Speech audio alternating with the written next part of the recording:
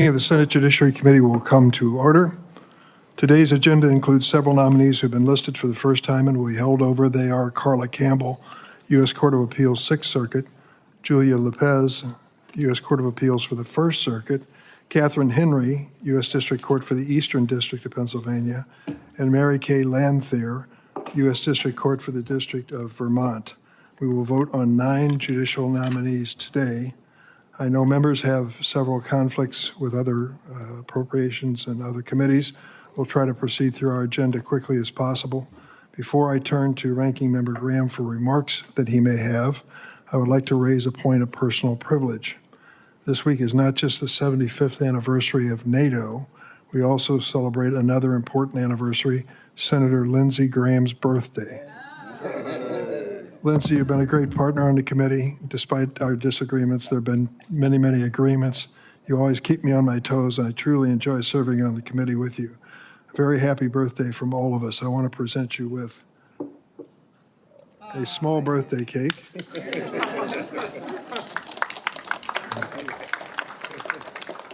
But a large Coca-Cola. Coke Zero, baby. Coke Zero. Here you go, Chuck. Happy birthday to you. I say I didn't give you anything. And now You don't need anything. Thank you, Mr. Chairman. You're welcome. I now turn to Senator Graham for any statement he wishes to make. Well, thank you. NATO is obviously aging better than I am, so NATO's strong and tough, and appreciate that. So we'll be voting here in a minute. Mr. Chairman, one of the nominees, Judge Sarah Netburn, was involved in transferring a prisoner to a female prison who was a biological male, formerly known as William McLean, a 6'2" biological male, rapist, child molester, who identified as a woman, to a female prison. The Bureau of Prisons objected to this transfer. This was a big focus on our side about the wisdom of that decision. And what we found, the inmate was incarcerated in '94 for molesting a 9-year-old boy, raping a 17-year-old girl. He was released in 2015, but was again convicted in 2017 of distributing child pornography and sentenced to 15 years in federal prison. In between stints in prison at the age of 51, the inmate began identifying as a woman. This was a big deal on our side. We thought this was a very bad decision, and Judge Netburn said at birth, people are typically assigned a gender. A theoretical risk of sexual assault by the petitioner without more cannot support the BOP's, Bureau of Prisons, position. Well, now what do we have? We've got a report that the person in question has been accused of exposing themselves, male genitalia at the female prison. We have been trying to get the Bureau of Prisons to confirm this media report since July the 2nd. They will not confirm or deny. They won't give us the information because of the privacy rights of the prisoner. I'm asking you to hold this over. I know this was Senator Schumer's pick, till we can find out exactly what happened. There's a lawyer for a female inmate who witnessed this, who says this is true. So I would ask, Mr. Chairman, that we would hold this vote over until we can find out what happened, because the facts alleged here are beyond disturbing. So that would be my request. Thank you, Senator Graham. In the case involving JJS versus Plyler, Judge Netburn considered an incarcerated person's petition for a writ of habeas corpus. The petitioner, a transgender woman, had been convicted of multiple serious sex offenses, including child molestation, rape, and distribution of child pornography. Judge Netburn concluded that the Bureau of Prisons had violated the petitioner's Eighth Amendment rights by refusing to transfer her to a woman's facility. Accordingly, Judge Netburn recommended granting the petition in part and ordering the petitioner's immediate transfer to a women's facility. Her report and recommendation was subsequently adopted in full by the district court. As Judge Netburn herself has noted, the crimes the petitioner committed were horrific. But as she testified at her hearing and further explained in her written responses to questions for record, each of the 3 wardens who supervised the petitioner supported the transfer request. The district judge adopted Judge Netburn's report and recommendation in full, concluding it was, quote, thorough, detailed, and well-reasoned. The district judge then ordered the Bureau of Prisons to transfer the petitioner to a female facility. Notably, the Bureau of Prisons did not move for a stay or otherwise challenge the district court's order. From what I can see, Judge Netburn did the right thing in applying the facts and the law to the case before her to the best of her ability, and the district judge agreed with her analysis. That is why we should want and expect from any nominee who comes before this committee or serves on the federal bench. Are there any comments? Any other comments? If I may, Mr. Chairman, Of course. others would like to speak. Thank you very much. I think this is relevant information as to how we should vote. We objected to the whole idea of sending a 6'2" biological male to a female prison for this very reason. And the Bureau of Prisons objected. She found that it was a theoretical problem. It was no longer theoretical, potentially. I can't believe we're voting on somebody when there's evidence that the person that we were concerned about did the very things that we're all concerned about. And I can't get the Bureau of Prisons to tell me. They say the privacy rights of the prisoner, come on. You don't have a privacy right to expose yourself. This is ridiculous. I object vehemently. This will be taken to the floor. This is irresponsible, in my view, not to get this information before we vote. It is fair to ask whether Judge Netburn made a reasonable decision in this case at the time she made the decision. The decision by the district court to support her decision is indication that it was fair and reasonable. What happened afterwards is hard to predict in any case. Just this week, a district court judge in Alaska, who members of this committee voted for, resigned because of sexual misconduct. To hold members of the committee responsible now for wrongdoing by this judge after we made our decision as a committee is unfair. The same thing applies to Judge Netburn. Well, I'm glad he resigned. I am You're too. about to promote this person before we get the facts. It's not a good example. Any others wish to speak? Judge Lee? Senator Lee. Sometimes Judge. Yeah, I'd have brought my robe. Look, this isn't just another episode in the ongoing culture kampf over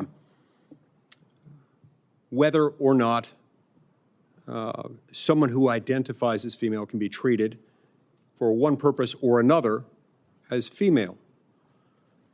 This is a question of public safety. And we do have to remember that what happened here was that Judge Netburn reached a conclusion under the Constitution, concluded that under the 8th Amendment, it was unconstitutional for the Bureau of Prisons to not send this prisoner to a prison specifically for women. So that's a pretty big move to overturn the decided judgment of experts in the field who at any given moment are incarcerating in the federal system, I think a couple 100,000 inmates, and to say it would be unconstitutional to not send this person, a biological male, 6 feet, 2 inches tall, who had lived as a man for, as I understand it, 52, 53 years before identifying as a woman. So that's a pretty significant decision in and of itself. Then you get to the question of public safety. Look, no matter how much this prisoner might think of that prisoner, when that prisoner looks in the mirror as a female, that person has long ago gone through puberty and acquired the secondary sex characteristics typical of males. Males have different centers of gravity. They have different amounts of bone density, of muscle mass. And this provides some competitive advantages in certain circumstances. And when you're putting people in prison, let's think about this from the standpoint of the other prisoners. If you want to start talking about cruel and unusual punishment under the 8th Amendment, let's worry about what we're doing to the women in that facility, who I'm just guessing, I'm going to go out on a limb here. I'm just guessing, if you took a poll of the women in that prison, I'm guessing there would be overwhelming, if not unanimous, support for the fact that they don't want to be incarcerated with a man. And in fact, I think it's cruel and unusual punishment to subject them to that. Now, just look at this report that came out. You could describe this as after acquired evidence, as new evidence, evidence that she didn't have at the time, and yet I think the thing speaks for itself. I'm not really excited about reading the words of what actually happened. These are words that we don't use very often in Provo, but this inmate did things that women don't do.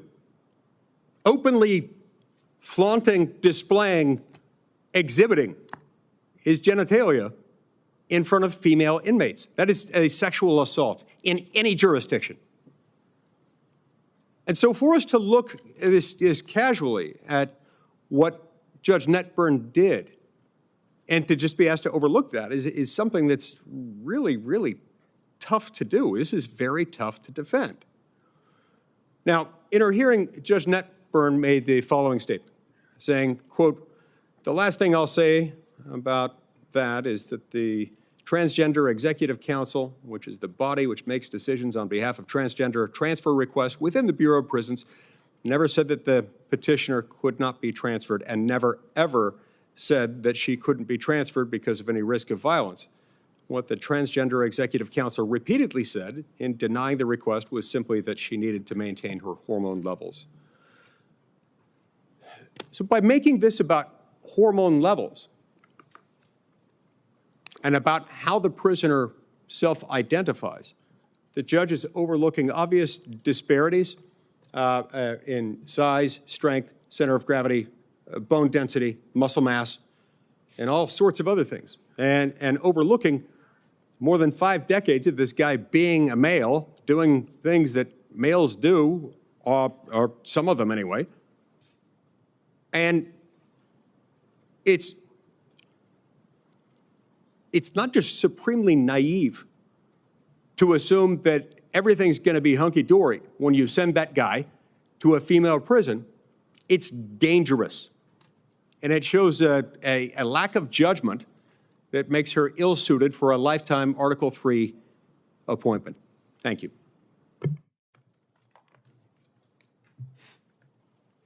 The first judge up is Embry Kidd, nominated to the U.S. Court of Appeals for the 11th Circuit. Anyone seek recognition to speak on this nomination? If not, the clerk will call the roll. Mr. Whitehouse. Aye. Ms. Klobuchar. Aye. Mr. Coons. Aye. Mr. Blumenthal. Aye. Ms. Hirono. Aye. Mr. Booker. Aye. Mr. Padilla. Aye. Mr. Ossoff. Aye. Mr. Welch. Aye. Ms. Butler. Aye. Mr. Graham. No. Mr. Grassley. No. Mr. Cornyn. No. Mr. Lee. No. Mr. Cruz. No by proxy. Mr. Holly. No. Mr. Cotton. No by proxy. Mr. Kennedy. No by proxy. Mr. Tillis. No by proxy. Mrs. Blackburn. No by proxy. Chair Durbin. Aye. Chair Durbin, on this vote, the ayes are 11, the nays are 10. The nomination will be favorably reported to the floor. Next is Judge Adam Abelson to the District Court for the District of Maryland. Anyone seeking recognition on this judge's nomination? If not, the clerk will call the roll. Mr. Whitehouse. Aye. Ms. Klobuchar. Aye. Mr. Coons. Aye. Mr. Blumenthal. Aye. Ms. Hirono. Mr. Booker. Aye. Mr. Padilla. Aye. Mr. Ossoff. Aye. Mr. Welch. Aye. Ms. Butler. Mr. Graham. Aye. Mr. Grassley. No. Mr. Cornyn. No. Mr. Lee. No. Mr. Cruz. No by proxy. Mr. Holly. No. Mr. Cotton. No by proxy. Mr. Kennedy. No by proxy. Mr. Tillis. No by proxy. Mrs. Blackburn. No by proxy. Chair Durbin. Aye. Chair Durbin, on this vote, the ayes are 12, the nays are 9. The nomination will be favorably reported to the floor. And next is Judge Michelle Williams Court, nominated to the U.S. District Court for the Central District of California. Does anyone seek recognition on this nomination? If not, the clerk will call the roll. Mr. Whitehouse. Aye. Ms. Klobuchar. Aye. Mr. Coons. Aye. Mr. Blumenthal. Aye. Ms. Hirono. Mr. Booker. Aye. Mr. Padilla. Aye. Mr. Ossoff. Aye. Mr. Welch. Aye. Ms. Butler. Mr. Graham. No. Mr. Grassley. No. Mr. Cornyn. No. Mr. Lee. No. Mr. Cruz. No by proxy. Mr. Holly. No. Mr. Cotton. No by proxy. Mr. Kennedy. No by proxy. Mr. Tillis. No by proxy. Mrs. Blackburn. No by proxy. Chair Durbin. Aye. Chair Durbin, on this vote, the ayes are 11, the nays are 10. The nomination will be favorably reported to the floor. Next is Judge Ann Wong, nominated to the U.S. District Court for the Central District of California. Does anyone seek recognition to speak on this nomination? If not, the clerk will call the roll. Mr. Whitehouse. Aye. Ms. Klobuchar. Aye. Mr. Coons. Aye. Mr. Blumenthal. Aye. Ms. Hirono. Mr. Booker. Aye.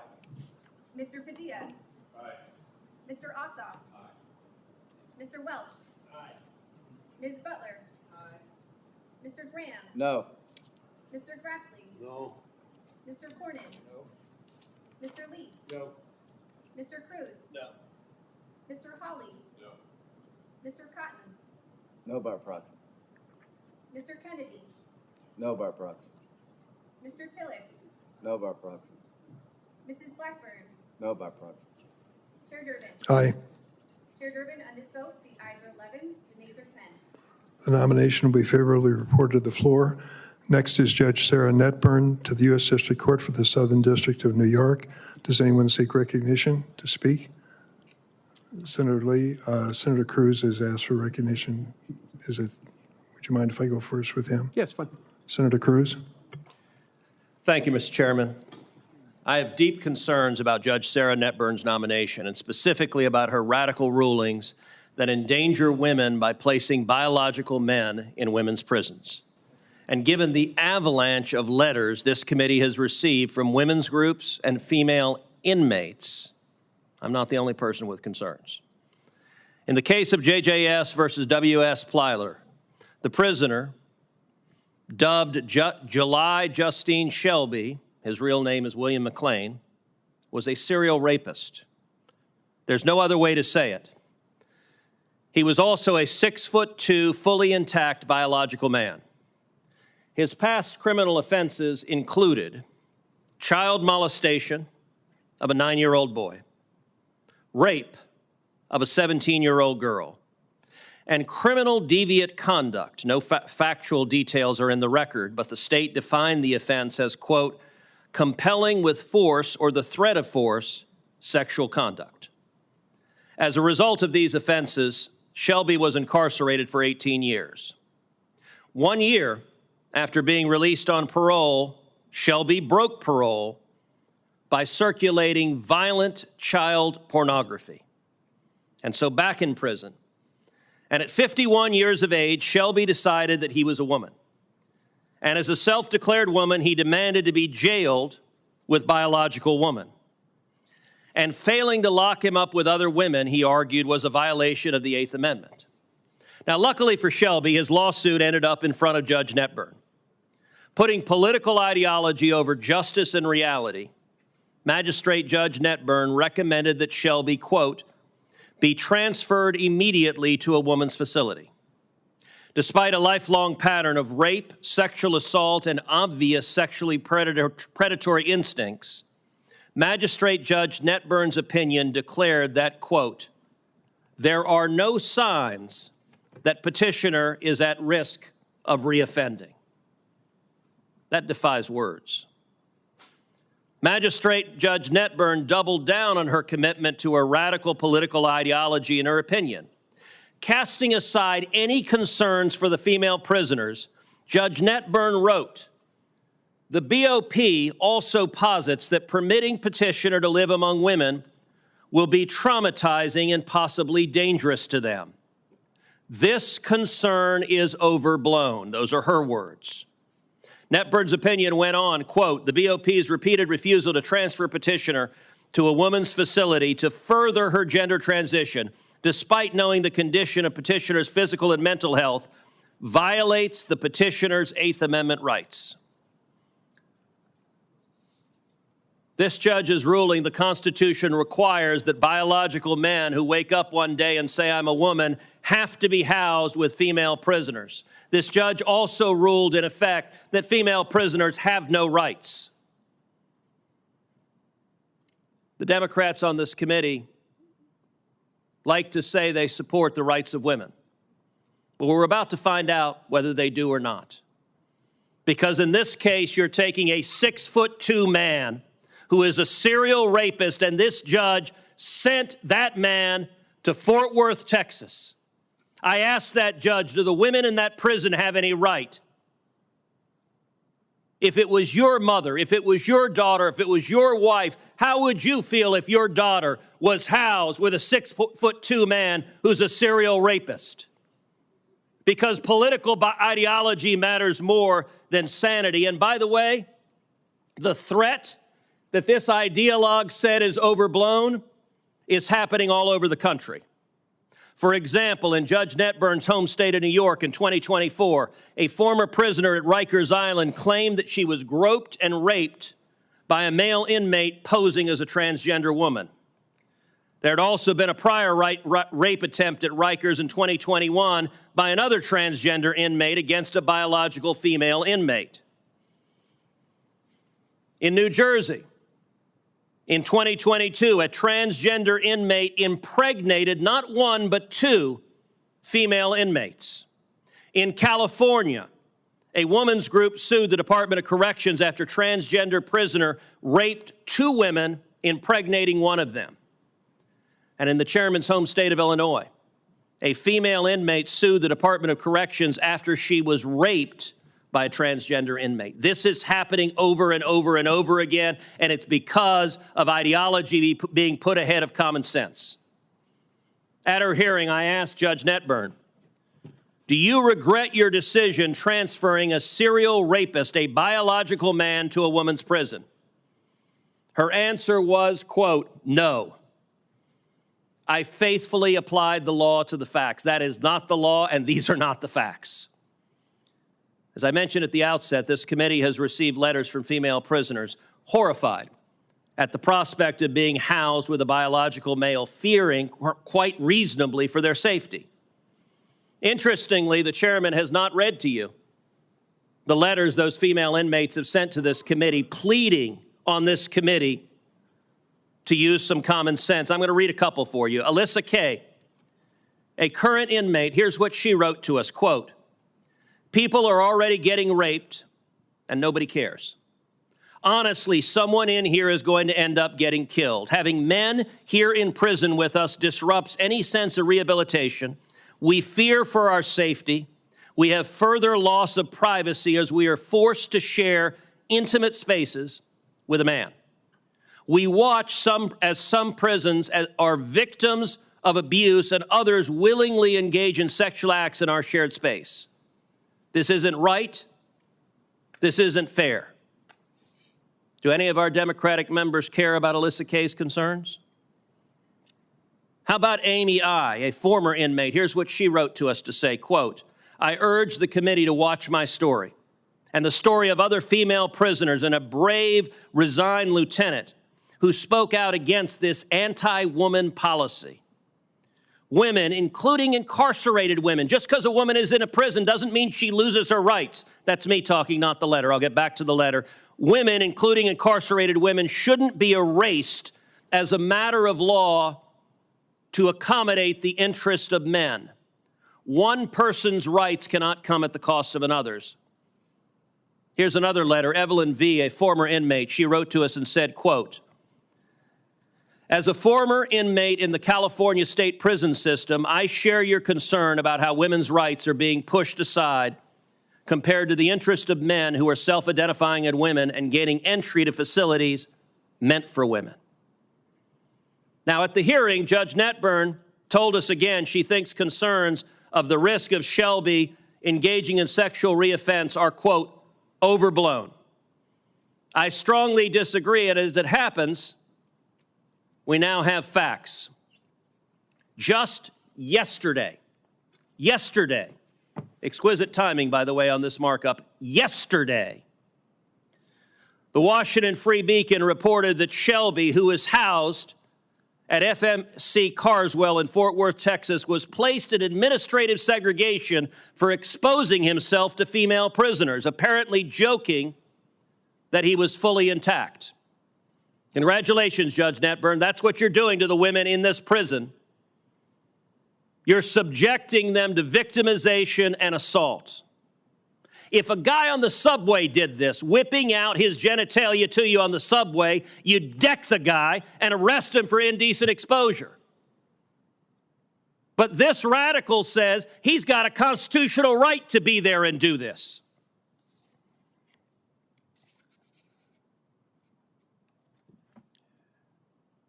I have to say, this is an issue everyone on this committee knows this isn't right. Every one of us. Every one of us would be horrified if a loved one found out she was the cellmate of a 6'2" man who was a serial rapist. But in today's topsy-turvy political world, the way you get nominated to be a judge is you demonstrate you're a radical. I know people must be saying, well, gosh, New York has 20 million people. They couldn't find one person qualified to be a judge to give a lifetime appointment to, and that's the point.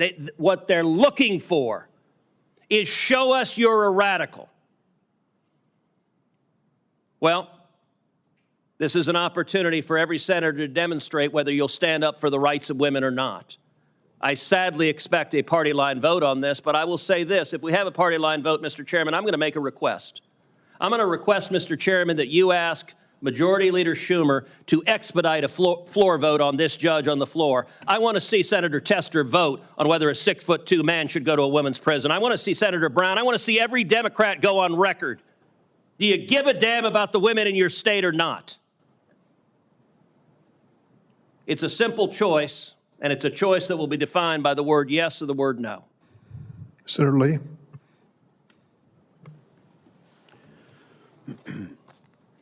According to that same article in the Free Beacon,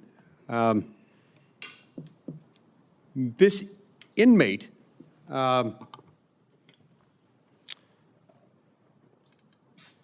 pulled his member from his pants and was flaunting it, wagging it at his female inmates.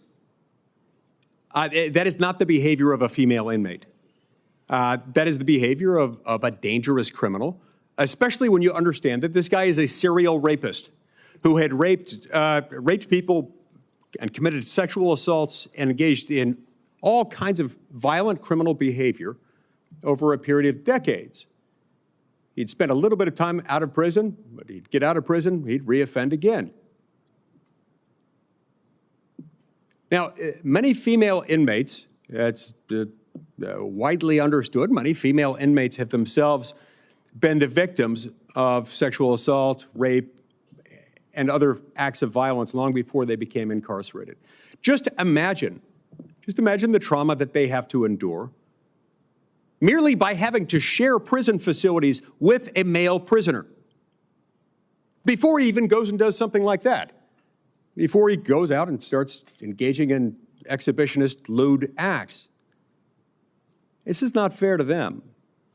And the judgment reflected by this magistrate judge, who we're now considering for a lifetime appointment to the U.S. District Court for the Southern District of New York, this is not fair to the inmates. This is itself its own Eighth Amendment violation.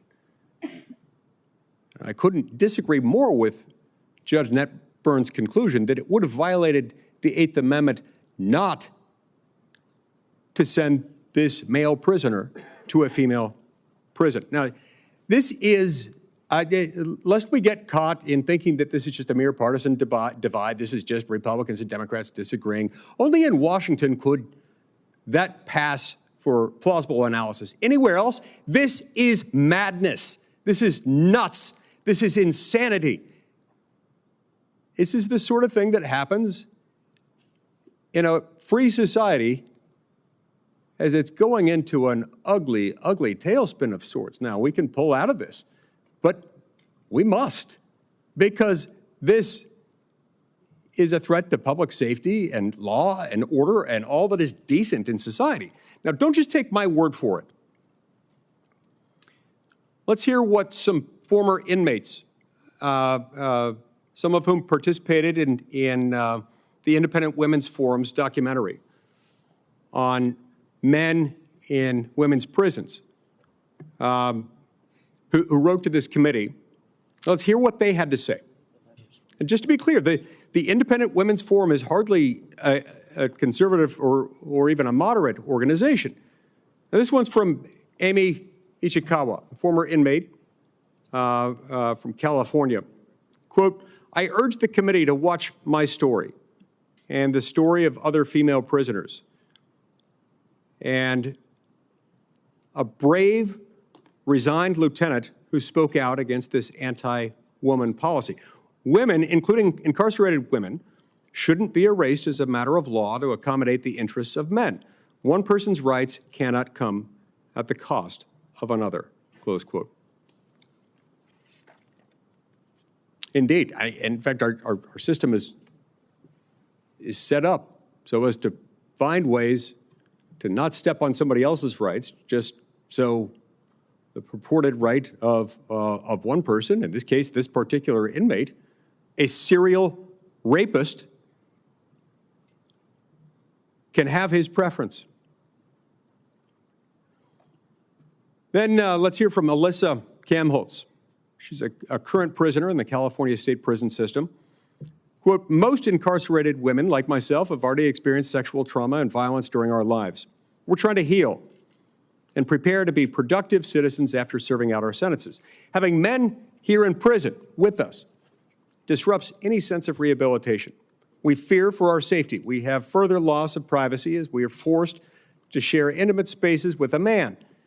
We watch as some prisoners are victims of abuse and others willingly engage in sexual acts in our shared space. This isn't right. This isn't fair. And so as she describes it, even before, even in circumstances where the male inmate isn't engaging in one or more acts of sexual assault or something like that, it's still traumatizing to them even before that happens. Imagine how she'd feel, how she would have felt if she had to experience, witness what this prisoner did to his female co-inmates. Next, let's hear from Evelyn Valiente, former California State Prison System inmate. Quote, as a former inmate in the California State Prison System, I share your concern about how women's rights are being pushed aside compared to the interests of men who are self-identifying as women and gaining entry to facilities meant for women. Then members of the Women's Liberation Front, known as WOLF, the left of center feminist group, have written over 82 emails to this committee opposing Judge Netburn's nomination. Here are a few excerpts from those emails. Quote, I oppose the confirmation of Judge Netburn because women have human rights to safe spaces and men do not belong in women's prisons. During the hearing, it became apparent that Judge Netburn holds an ideology that I believe is detrimental to the rights and well-being of women and girls. I firmly believe that it is essential to uphold the principles of fairness and justice, and I'm concerned that Judge Netburn's perspective may hinder the progress towards these goals. Women have the right to safe spaces, and men do not belong in women's prisons. Please, please stand up for women.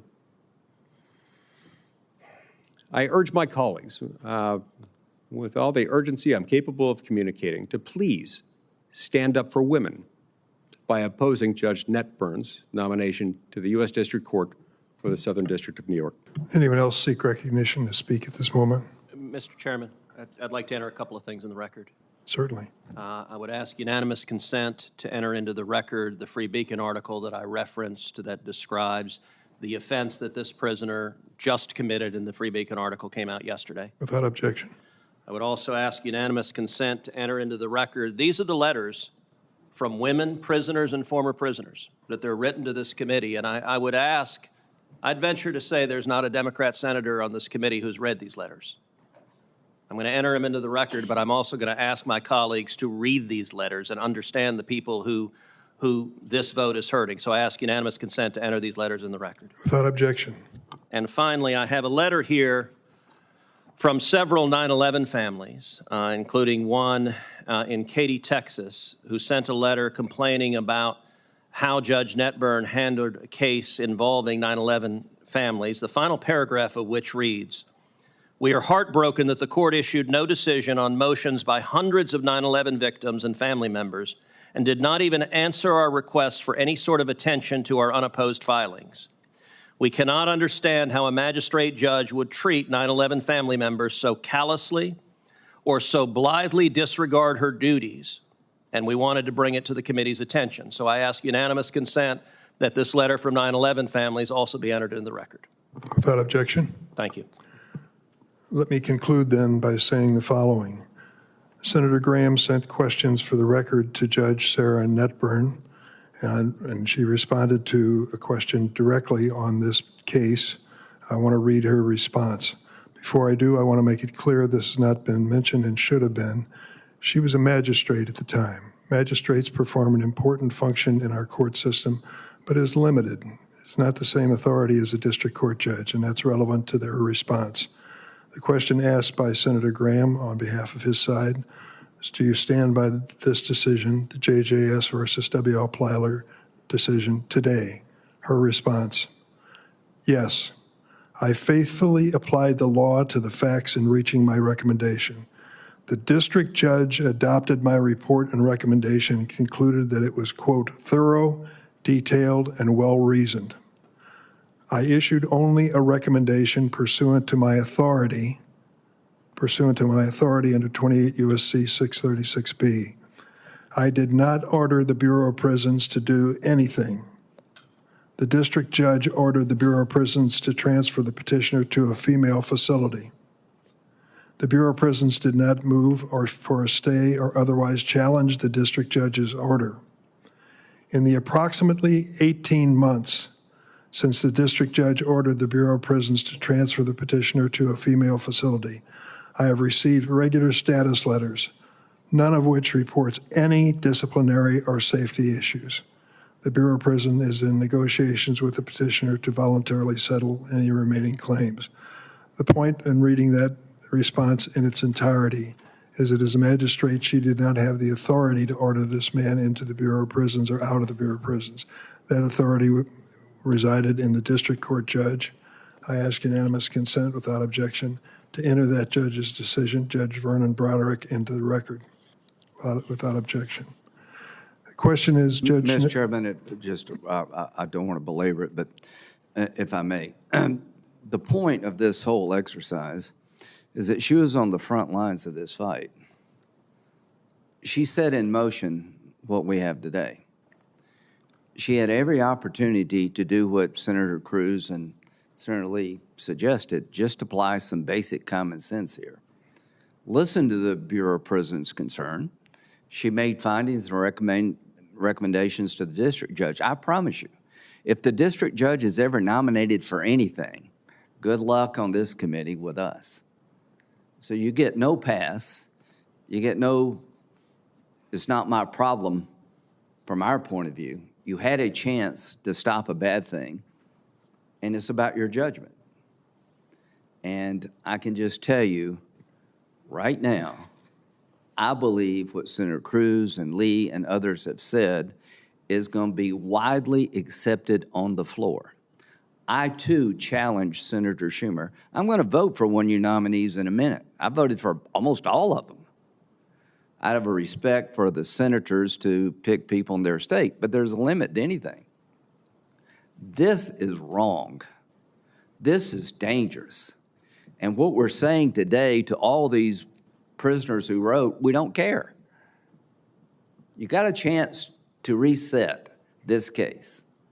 You have a chance to make sure people after her do not do the same thing. If there's no consequence for this, then you're going to get more of it. So this is a chance for the committee to reset, and I would imagine most Americans sitting in our seats today would have no problem with saying no to her. Thank you. Questions on the nomination of Judge Sarah Netburn to the U.S. District Court for the Southern District of New York. The clerk will call the roll. Mr. Whitehouse. Aye. Ms. Klobuchar. Aye. Mr. Coons. Aye.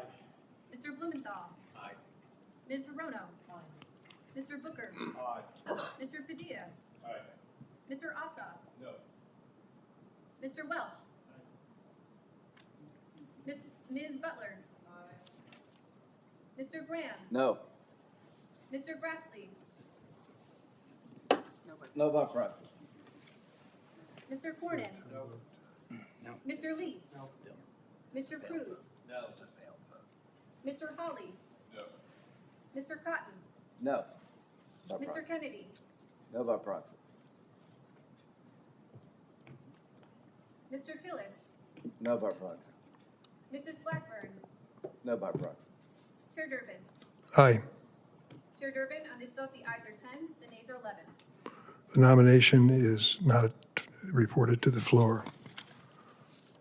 Next is Stacy Newman, nominated to the U.S. District Court for the District of Maine. Does anyone seek recognition on this nomination? If not, the clerk will call the roll. Mr. Whitehouse. Aye. Ms. Klobuchar. Aye. Mr. Coons.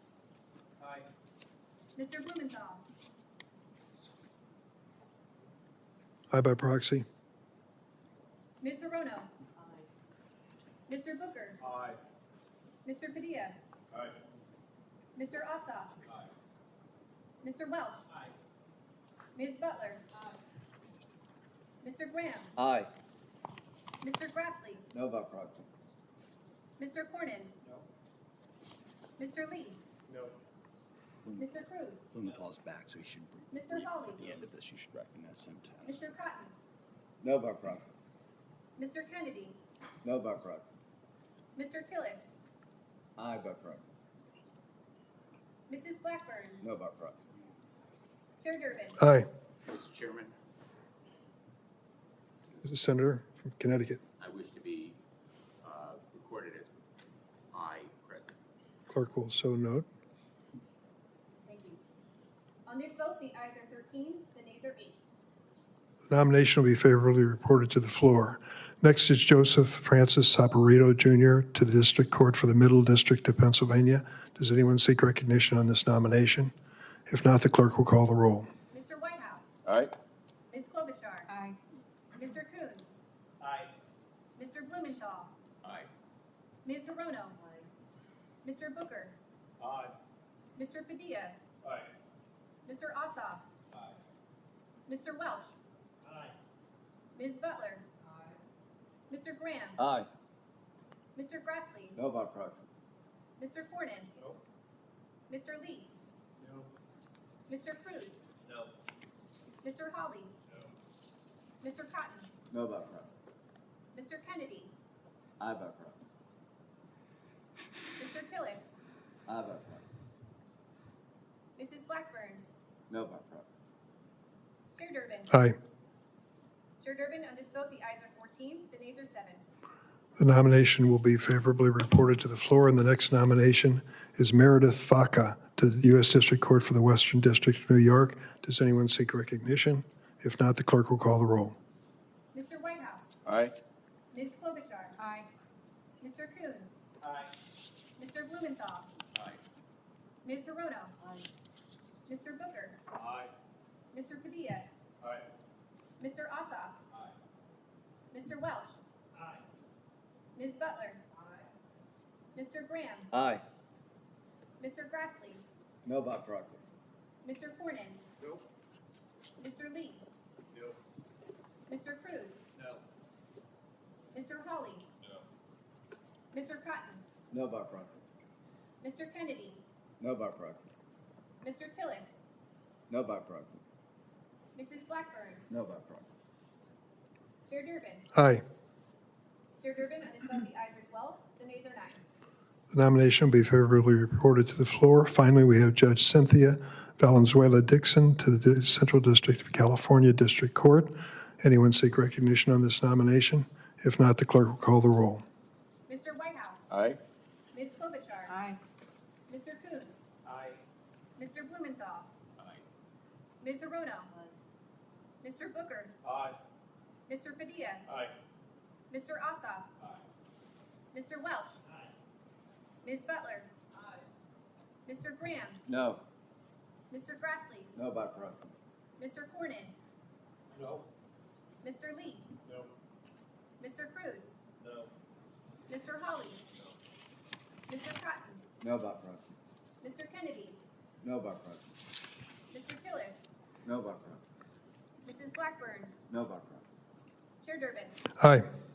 Chair Durbin, on this vote, the ayes are 11, the nays are 10. The nomination will be favorably reported to the floor unless there's further business to come before the Senate Judiciary Committee. It stands adjourned.